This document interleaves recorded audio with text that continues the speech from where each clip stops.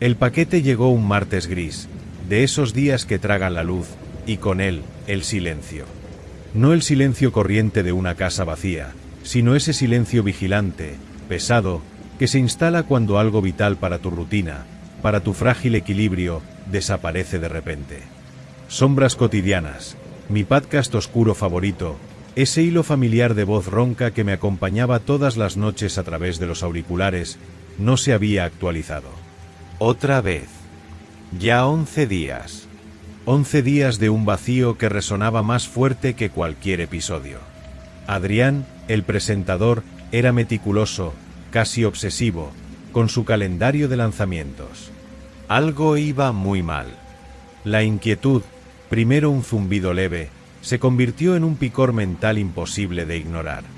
Empecé a escarbar en foros oscuros, grupos de fans dedicados a esa producción independiente, casi amateur, que exploraba relatos de encuentros inexplicables, coincidencias inquietantes y la persistente sensación de ser observado.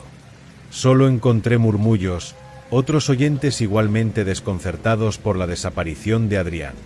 Nadie tenía noticias. Fue en uno de esos agujeros digitales, un foro encriptado que exigía contraseñas y códigos sacados de una novela de espías, donde encontré un enlace. No indexado, invisible a cualquier búsqueda.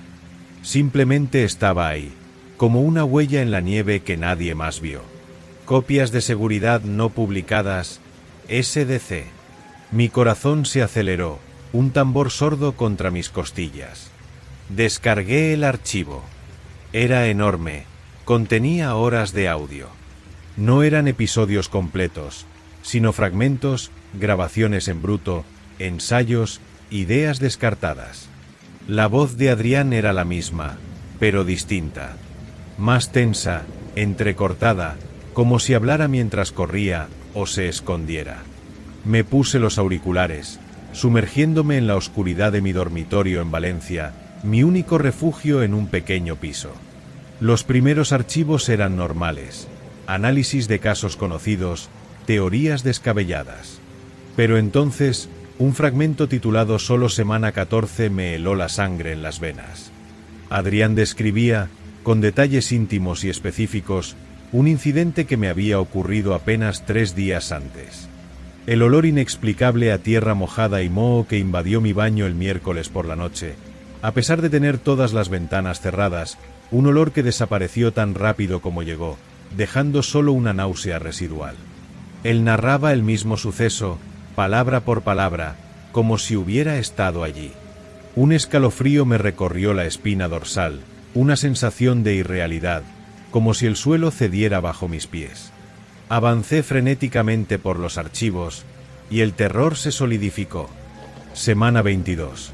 Adrián detallaba la sensación de una mano helada tocando mi hombro derecho mientras fregaba los platos el jueves pasado. Una sensación que había atribuido a un escalofrío sin importancia, pero que ahora, revivida a través de su descripción precisa, adquiría una dimensión palpable, física. Semana 31. Hablaba del sonido de pasos arrastrados procedentes del pasillo vacío de mi edificio en la madrugada del sábado, pasos que yo había oído claramente, pero que cesaron cuando encendí la luz, revelando solo sombras inmóviles. Él sabía.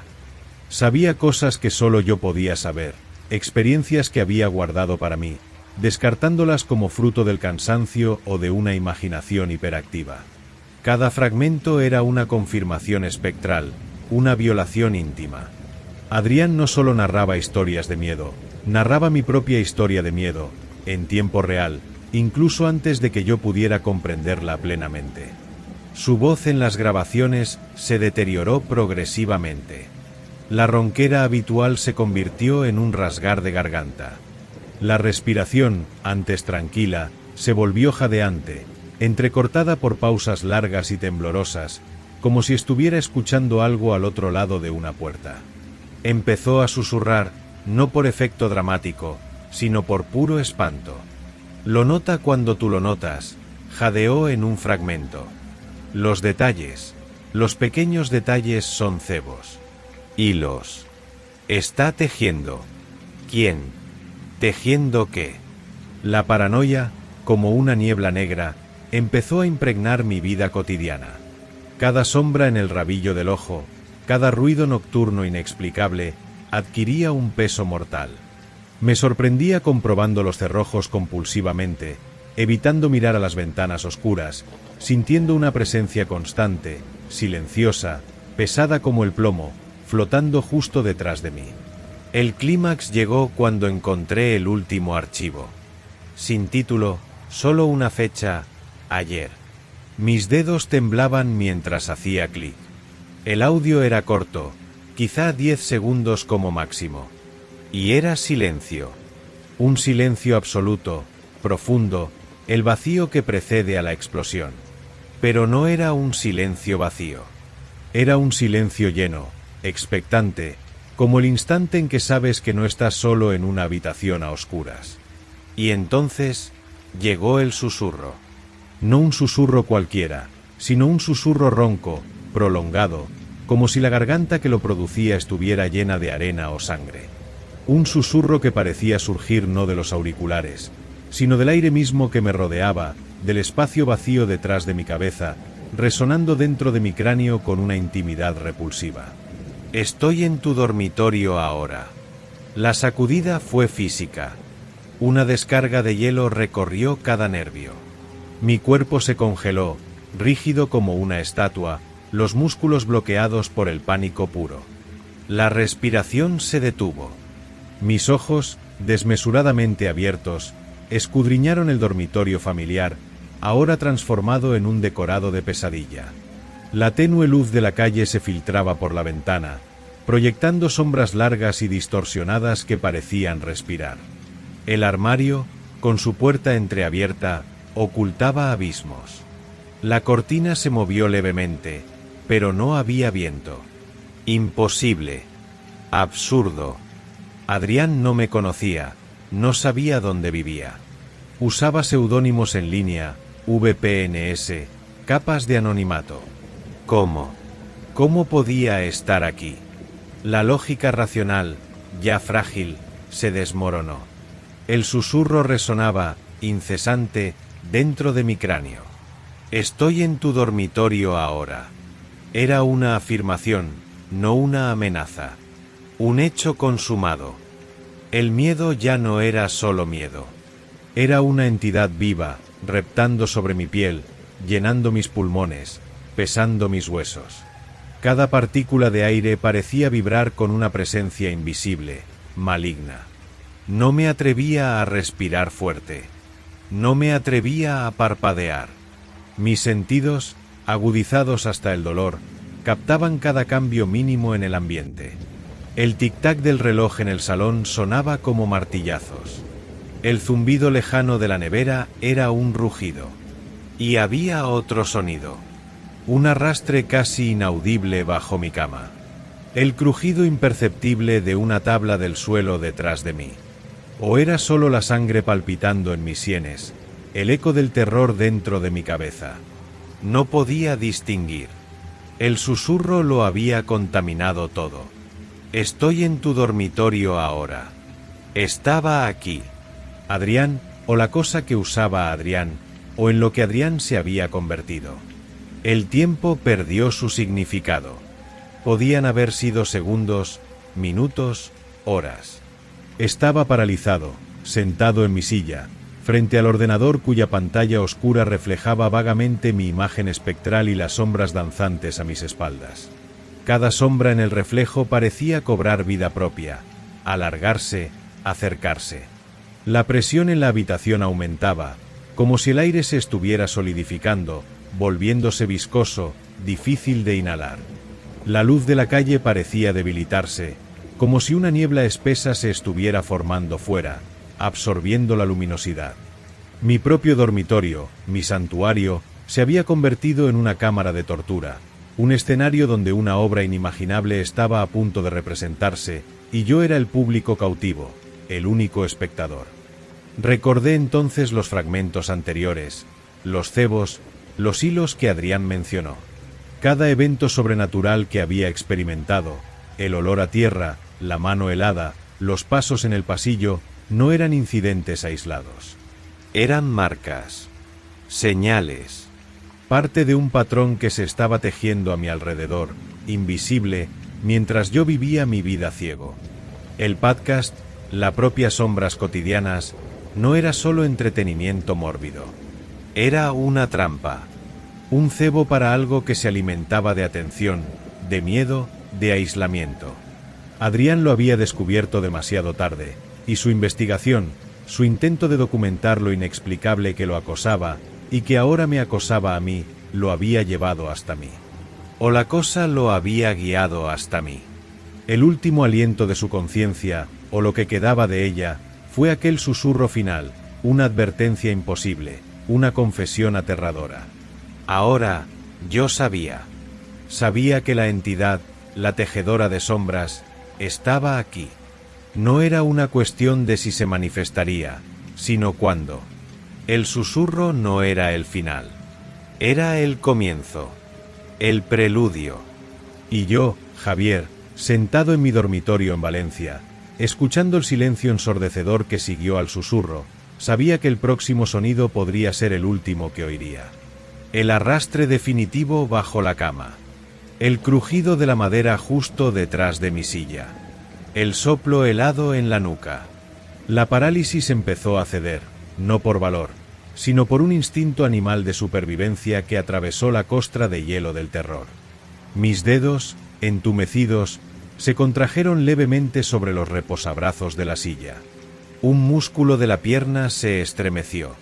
Era necesario moverse, darme la vuelta, enfrentar lo que fuera que compartía el espacio oscuro conmigo. Pero el miedo, un peso colosal, aún me inmovilizaba. El susurro resonaba, un mantra de horror. Estoy en tu dormitorio ahora.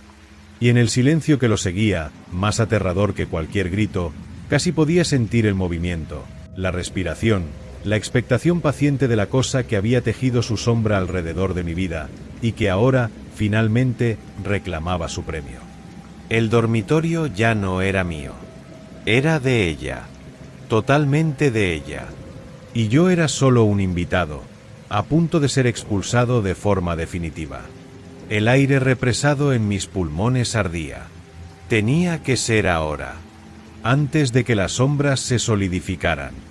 Antes de que el susurro se convirtiera en un roce.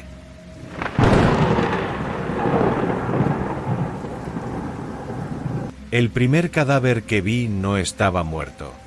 Se quedó allí parado, en medio de la calle Mayor en Madrid, bajo una llovizna que no limpiaba nada, solo hacía el asfalto más oscuro, más parecido a sangre vieja. Era el señor Emilio, dueño de la panadería de la esquina.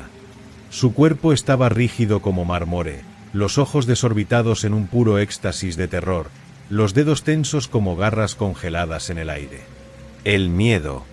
El síndrome de Cart lo había atrapado por completo, transformando un susto, quizás un robo, en una estatua de carne y hueso agonizante. Aún respiraba, movimientos diminutos del pecho apenas perceptibles, pero estaba atrapado dentro de su propia carne, un ataúd ambulante. Esto fue antes de que supiéramos que el amor era peor. Lo llamaron síndrome de Cart, un nombre clínico, frío, para algo que parecía pura brujería malévola. Un virus, dijeron, aunque nadie lo sabía con certeza. Solo sabíamos lo que hacía.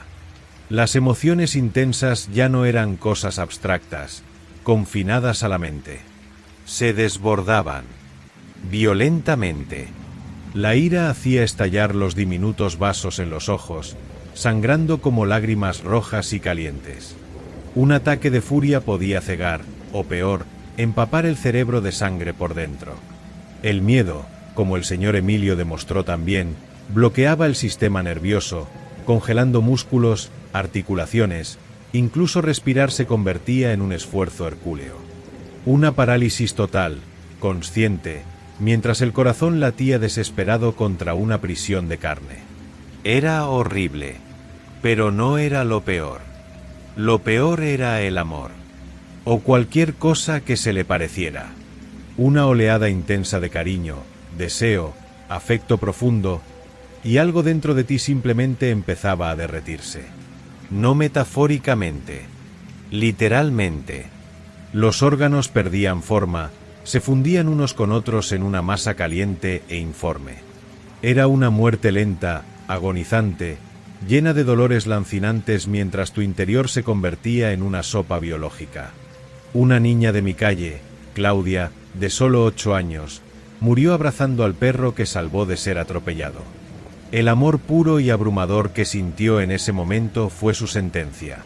Los encontraron juntos, el perro lamiendo su rostro ya frío, mientras dentro de ella no quedaba hígado, bazo o riñones distintos, solo una pasta caliente y roja. Sobrevivir significaba anestesia, no física, sino emocional. Convertirse en una sombra. Lo llamaban ataraxia química, pero era solo un cóctel pesado de antidepresivos, ansiolíticos, estabilizadores del ánimo y algo más, algo que los laboratorios del gobierno añadían a la mezcla, un supresor neural de alto impacto. Lo tomábamos religiosamente, cada 12 horas. La pastilla era grande, azul turquesa, y dejaba un sabor a metal y cenizas en la boca. El efecto era como estar envuelto en algodón sucio, dentro de un acuario oscuro. El mundo perdía los colores, los sonidos se amortiguaban, el sabor de la comida desaparecía. Y, más importante, las emociones se atenuaban, se contenían, se mantenían en un nivel seguro, insípido, por debajo del umbral mortal. No sentía suficiente ira para sangrar, suficiente miedo para congelarte, ni suficiente amor para derretirte. Era una no vida, una existencia de zombi funcional. Mi nombre es Javier. Vivo solo en un piso diminuto en el barrio de Chamberí. Trabajo revisando documentos digitales, algo que exige cero emoción. Mi rutina es una prisión de precisión. Despertador, pastilla azul, café sin sabor, trabajo, pastilla azul, cena insípida, sueño agitado y vacío.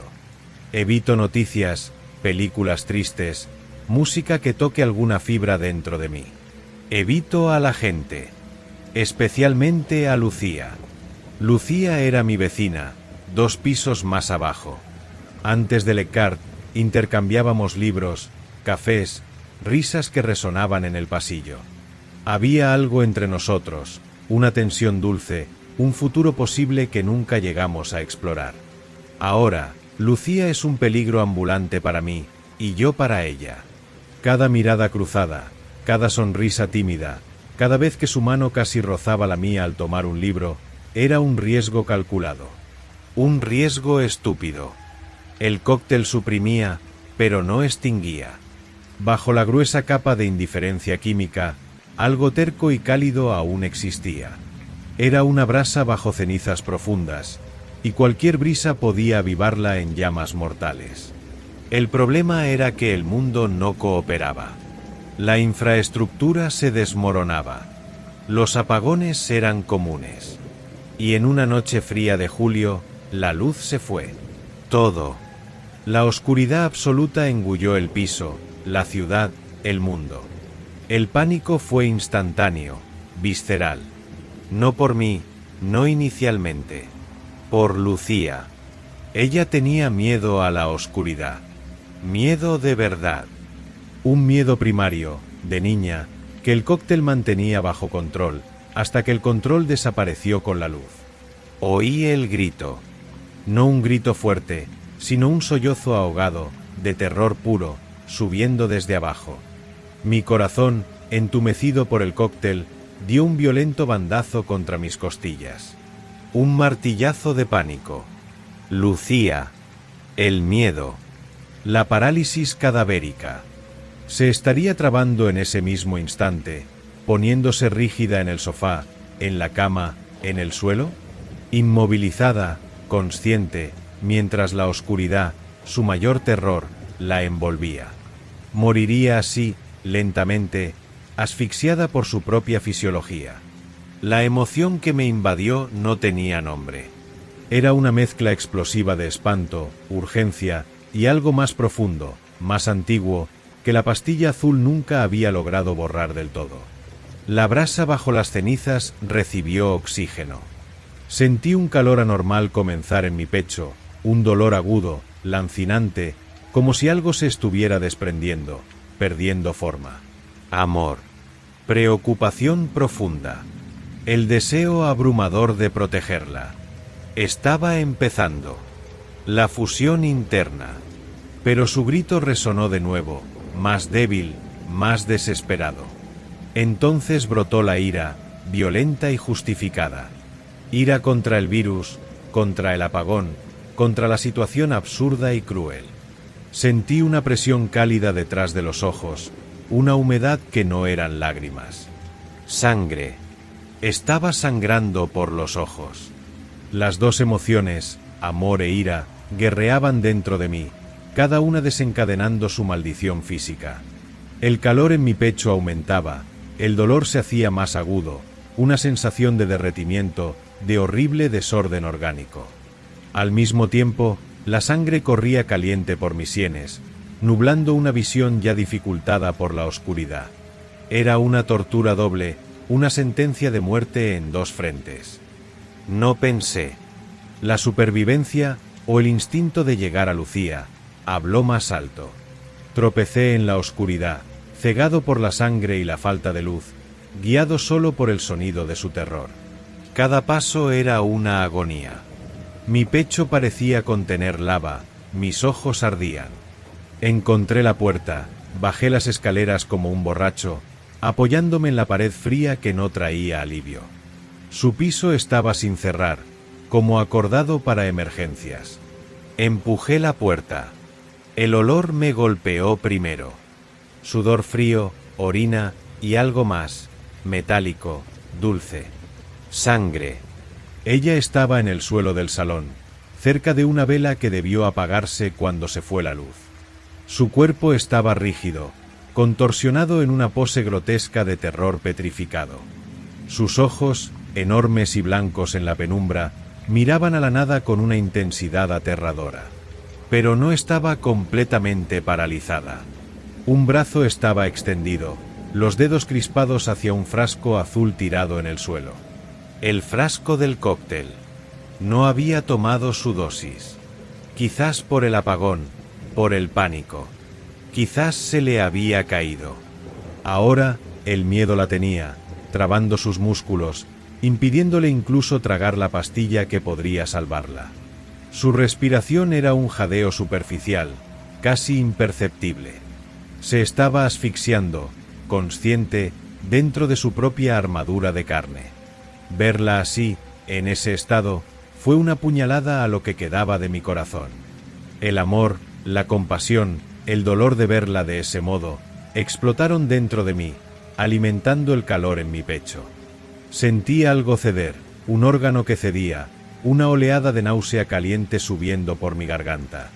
Al mismo tiempo, la ira contra la injusticia de todo aquello hizo que más sangre brotara de mis ojos, corriendo por mi cara como lágrimas de odio ardiente.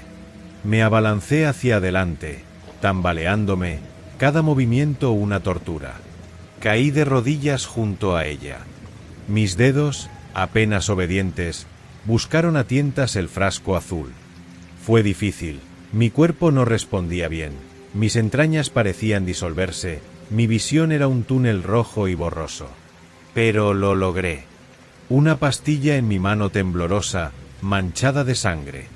Intenté ponérsela en la boca, pero sus labios estaban apretados, rígidos.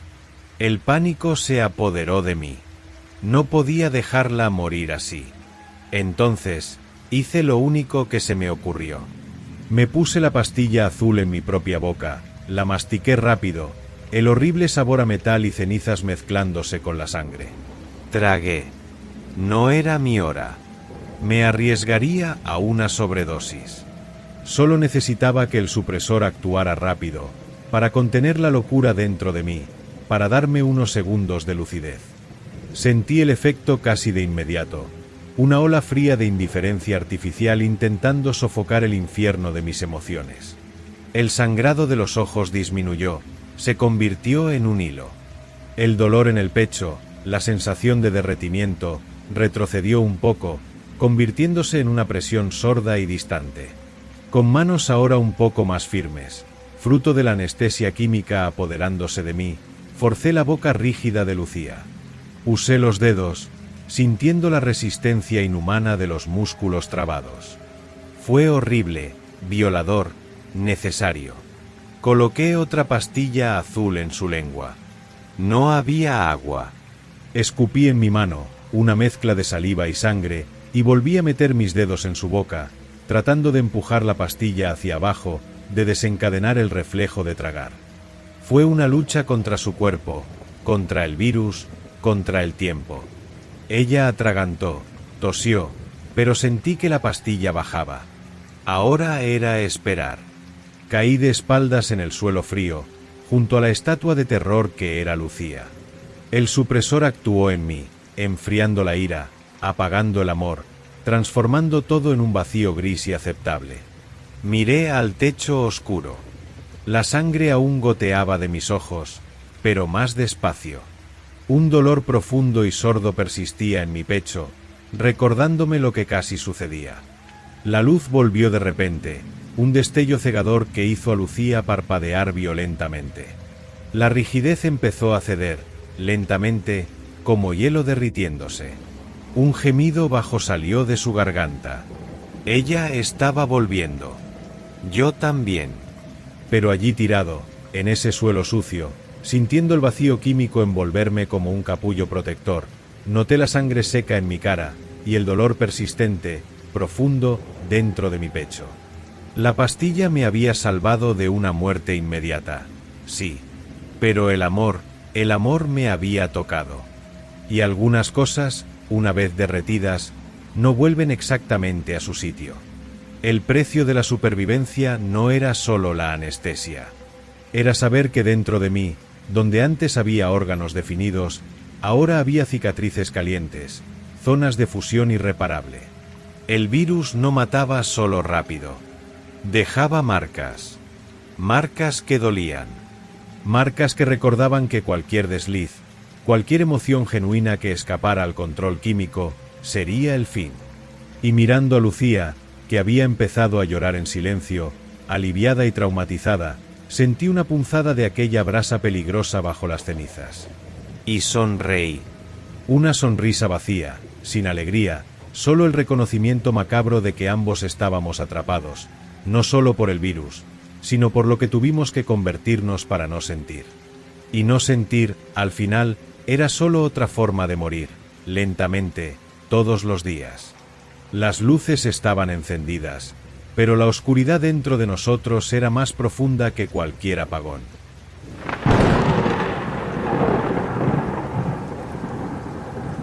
La primera vez que toqué un libro de la colección Silvestre, la cubierta respiró.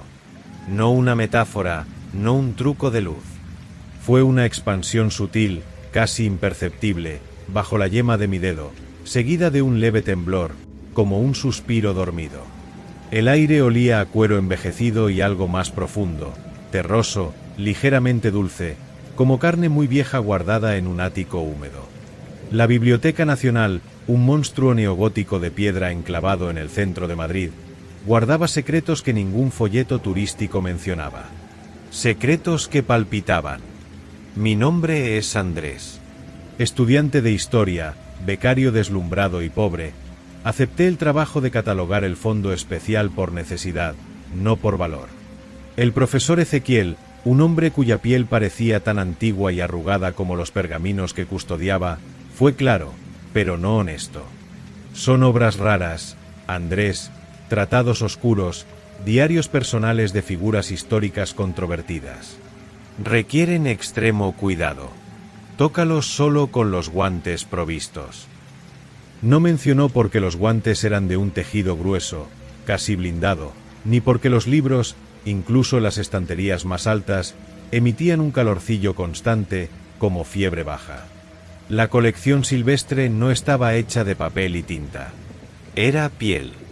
Piel humana, tratada de forma oscura, mantenida no muerta, solo dormida. Encuadernaciones grotescamente perfectas, a veces con vestigios de tatuajes desvaídos, cicatrices transformadas en relieves en el lomo, o más raramente, un fino mechón de pelo delicadamente prendido en la costura. El profesor llamaba a los donantes bienhechores del conocimiento. Yo aprendí a llamarlos fantasmas con domicilio fijo. La regla era simple, mortalmente simple. Leer era absorber. Cada palabra, cada mancha en la página, que no era papel, sino una finísima capa de epidermis tratada, era un portal directo a los recuerdos, los traumas, las emociones más intensas vividas por el dueño original de aquella piel. Era una inmersión violenta, una violación psíquica. No leía sobre la angustia de un prisionero de la Inquisición. Asterisco sentías asterisco el hierro al rojo en tu propia carne. Olías tu propia piel quemándose, la desesperación asfixiante de la celda oscura. Y cuanto más leías, más profundo te sumergías, más se desdibujaba la línea entre tú y el muerto. El peligro no estaba solo en la locura de vivir 1000 traumas ajenos. Estaba en la estancia. El profesor, con sus ojos de águila cansada, advirtió, en un tono que intentaba ser casual pero fallaba miserablemente. No te demores demasiado en una sola obra, Andrés. La mente humana es una casa frágil. Huéspedes indeseados pueden decidir quedarse. Lo que quería decir era, lee rápido, absorbe lo necesario para la catalogación y cierra el libro. Si te perdías en los recuerdos, si te identificabas demasiado, si la voz del muerto dentro de tu cabeza se volvía más fuerte que la tuya propia, la conciencia del bienhechor encontraba una rendija. Y una rendija es todo lo que un fantasma hambriento necesita para tomar posesión. Mi trabajo era catalogar. Fecha aproximada, tema, posibles donantes, estado de conservación de la encuadernación viva. Sencillo. Hasta el día que cogí el volumen CS 777. Era más pequeño que los demás. La piel de un tono más claro, casi marfil, con una delicada cicatriz en forma de estrella en el lomo. El registro preliminar decía diario íntimo, siglo XIX, procedente de familia adinerada de Sevilla. Parecía inofensivo. Fue un error catastrófico. Los guantes gruesos parecían quemar cuando toqué la cubierta. La respiración fue más perceptible esta vez, un movimiento rítmico, casi reconfortante, como un bebé durmiendo. Abrí el libro. La escritura era elegante, femenina. Isabel, 15 de mayo de 1887. Hoy vi el mar por primera vez. Es más grande que todos mis sueños. El recuerdo me golpeó como un tsunami. No fue un recuerdo prestado, fue una posesión instantánea. Sentí la arena fría y húmeda bajo pies descalzos que no eran míos, el olor salado y vivo del océano, el viento jugando con cabellos largos y oscuros que tapaban mi visión. El asombro, la alegría pura y avasalladora de Isabel inundó cada célula de mi cuerpo. Fue tan intenso, tan asterisco real asterisco, que solté un suspiro que hizo eco del suyo, siglo y medio atrás. Catálogo. Enfoco. Anoté mentalmente, diario de Isabel, inicios 1887, experiencias personales. Intenté pasar la página, pero la siguiente entrada empezaba así. Madre dijo que no es propio de una joven de mi posición sentir tanto. La curiosidad, mezclada con la dulce resonancia de la emoción anterior, fue un anzuelo. Leí. Y me sumergí en la represión sofocante de la sociedad de la época, en el amor prohibido por un músico pobre, en las mentiras contadas para encontrarse con él en el naranjal. Cada palabra era una inyección directa de sentimiento. La ansiedad del encuentro furtivo, el roce furtivo de las manos, el sabor del primer beso robado a la sombra de los naranjos, fueron asterisco mis asterisco labios los que ardieron, asterisco mi asterisco corazón el que se aceleró. Perdí la noción del tiempo. La luz tenue de la sala de fondos especiales, siempre crepuscular, no ayudaba. El mundo real Madrid, el siglo XXI, Andrés retrocedió, se convirtió en un fondo descolorido. Isabel era vívida, presente. Sus tristezas eran mis lágrimas, sus pequeñas rebeldías, mi aliento. ¿Catálogo? Olvidado. Estaba viviendo otra vida, más dulce, más intensa, más peligrosa que la mía. Fue entonces cuando sentí el primer hormigueo ajeno. No un dolor físico, sino una asterisco presencia asterisco. Un susurro en el fondo de mi pensamiento que no venía de mí. Es hermoso, ¿verdad? Era la voz de Isabel, pero no un recuerdo. Era un comentario, una observación asterisco sobre asterisco el recuerdo, como si ella estuviera a mi lado, reviviéndolo también. El susto fue tan violento que casi cierro el libro. Casi. Pero la siguiente entrada hablaba del descubrimiento del embarazo. El terror crudo de Isabel, la desesperación absoluta, se apoderó de mí. Era un miedo helado, ancestral, que me hizo encogerme en la silla. Y la voz susurró de nuevo, más clara, más cerca. ¿Qué haremos? El profesor Ezequiel apareció en la puerta en ese momento, su rostro una máscara de preocupación. ¿Andrés? Ya son las 2 de la madrugada. ¿Estás bien? Las 2 de la mañana. Llevaba allí más de 5 horas. 5 horas sumergido en Isabel. Cuando lo miré, por una fracción de segundo, no vi al profesor. Vi al padre severo de Isabel, la mirada de desaprobación que la aterraba. Parpadeé. Era Ezequiel otra vez, pero su mirada era pesada, demasiado comprensiva. Te estás encariñando demasiado con este volumen, Andrés. Es peligroso. Ciérralo. Ahora. Lo intenté. Mi mano, enguantada, temblaba sobre la cubierta que palpitaba suavemente. Quería cerrarlo, pero otra parte de mí, una parte que sentía el suelo del naranjal bajo los pies, que amaba al músico prohibido, que temía por la vida del hijo en el vientre, asterisco no quería salir asterisco. La voz de Isabel resonó, ya no un susurro, sino un habla clara, llena de pánico, dentro de mi propia mente. No, no me devuelvas a la oscuridad. Por favor. La sensación fue de desesperación doble.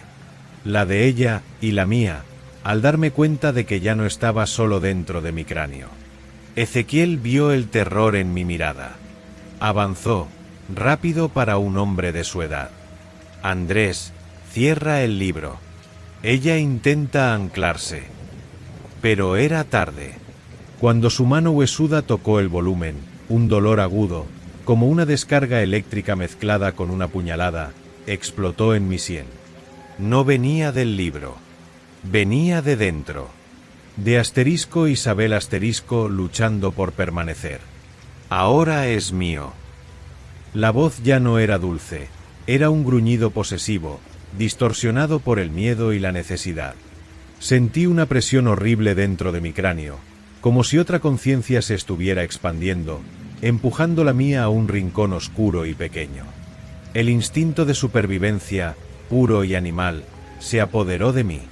Las reglas, el cuidado de los libros, todo fue barrido por un único pensamiento: devorar. No leer. Asterisco devorar asterisco. Necesitaba terminar la historia, absorber todo de Isabel de una vez, saturar mi mente hasta el último recuerdo, para que no quedara nada asterisco de ella asterisco a lo que aferrarse, para ocupar. Me arranqué los guantes gruesos. La piel del libro, desnuda bajo mis dedos, estaba caliente, húmeda, viva. Soltó un gemido bajo, casi humano, al tocarla. Ignorando el grito de protesta de Ezequiel, arranqué la página donde estaba. No para sacarla, sino para mí. Enrollé la tira de piel escrita y, antes de que la voz dentro de mi cabeza pudiera protestar, la metí en mi boca. El sabor fue horrible, salado, metálico, como sangre y sudor viejo. La textura era tierna, repugnante, pero el efecto fue inmediato. El recuerdo de aquella página, el momento en que Isabel le contaba al músico sobre el embarazo, su expresión de pánico me inundó con fuerza brutal, aplastante. La voz de Isabel gritó, una mezcla de dolor y sorpresa. No paré. Arranqué la página siguiente y la siguiente. Masticaba rápido, tragaba con dificultad, atragantándome con el sabor y la textura, pero obligándome a tragar. Cada trozo era un flashback intenso y doloroso. La discusión con el músico que huyó, el odio del padre, el té abortivo que no funcionó bien, el dolor desgarrador del parto solitario en una choza abandonada, el llanto débil del bebé, el silencio repentino y helado que siguió.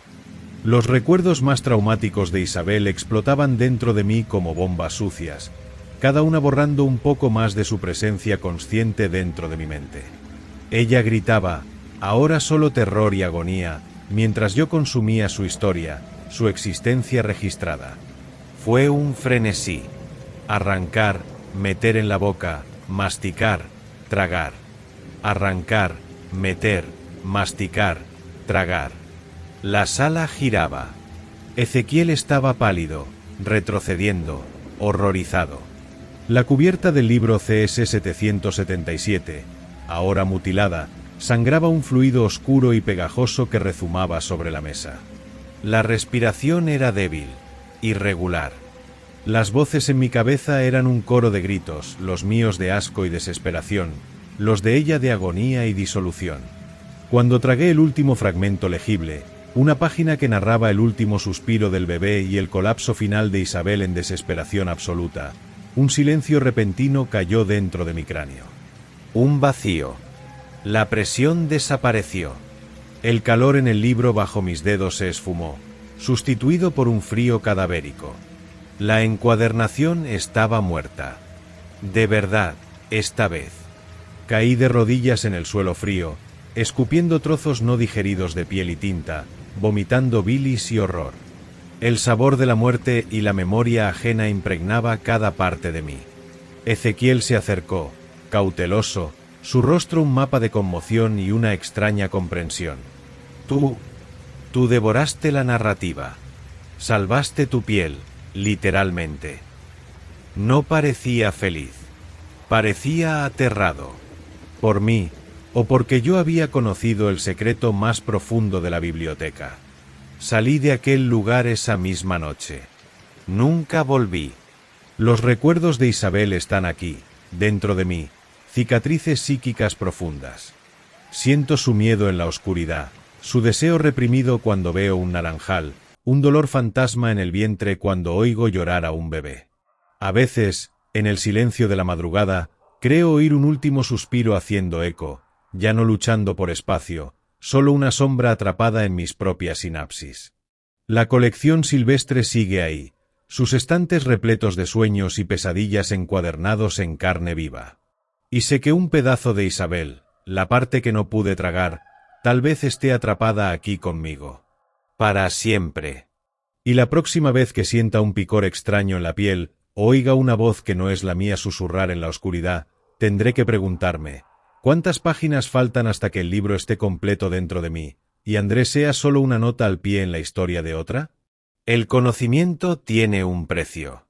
Y en la colección silvestre se paga con el alma, una página a la vez.